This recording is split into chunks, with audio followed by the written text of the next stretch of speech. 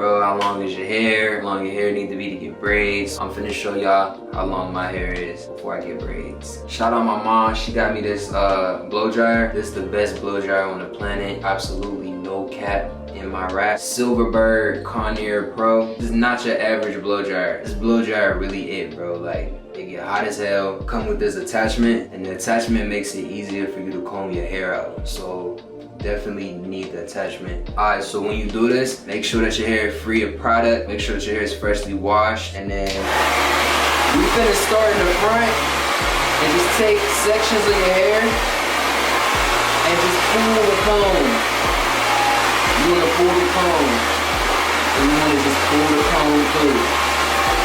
So like we already just did just that little bit.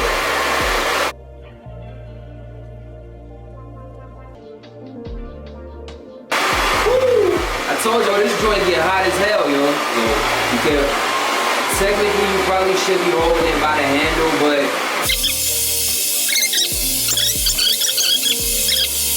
it's basically like you using a real comb. It's just hot as hell.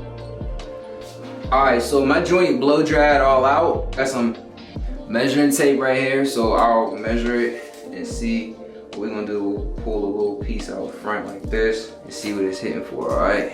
Alright, so my hair is about, what is that, 6? My hair is about 6 inches long, I believe.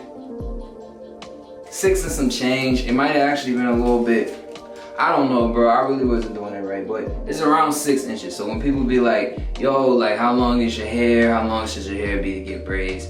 My hair is 6 inches. You ready to get your braids done? Yeah, this is what your hair look like.